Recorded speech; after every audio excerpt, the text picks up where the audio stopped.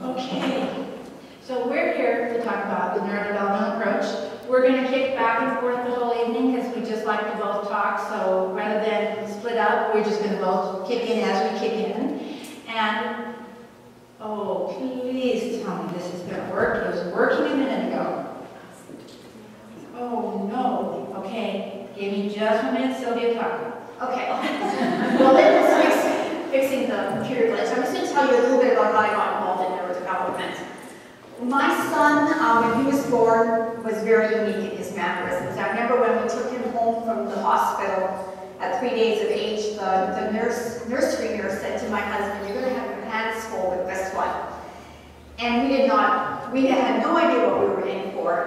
Garrett was later given numerous labels depending on which specialist we took him to. None of them seemed to really fit him.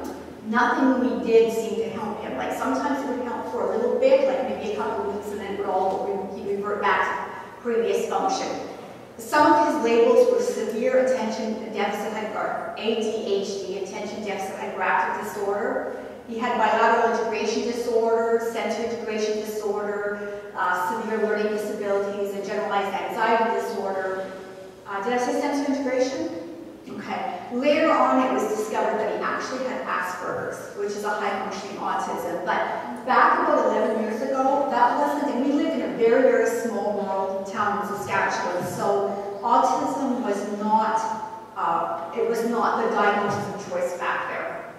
So by the time Garrett was about 12 and a half, we had him on Ritalin, 60 milligrams a day. If anybody knows anything about Ritalin, that's a very high dose. He was on Risperidone, which is an antipsychotic for raging, and he was on Wellbutrin, which was an antidepressant. And while they did a little bit to curb the symptoms, we still did not have what I would consider a high-functioning son. He was extremely anxious. He had fine motor skill delays, gross motor skill delays, was socially immature, impulsive, had no concentration. He was in the school system, did most of his, actually I don't know why we did homeschool, because basically he did nothing in school because he could not concentrate. When at home was when we got the schoolwork done. He was very well behaved in school. Coming home was like taking a cork out of champagne bottle that had been shaken up all day. Like he would just explode. We decided that we were no longer going to repair the holes in his bedroom because he would like punch holes in walls. For those of you that maybe have that concern, posters are a great thing. They just move them around as they need to. He actually broke his knuckles once because he hit a stud. It was really bad. When we finally got to a neurodevelopmentalist, we had like probably this much hope left. And nobody could tell us exactly what was wrong with our son. Like we'd walk in, we'd get a diagnosis of ADHD, and I'd say, well, why does he have ADHD? Well, because he's distractible. Why is he distractible? Because he has ADHD. Round and round we went. At the neurodevelopmental evaluation, we were told the distractions were caused by auditory and visual and tactile inefficiencies in low auditory processing, which we'll talk about briefly. We weren't given medication. We were given a program to go home with and work with our son. And he came on all his medication.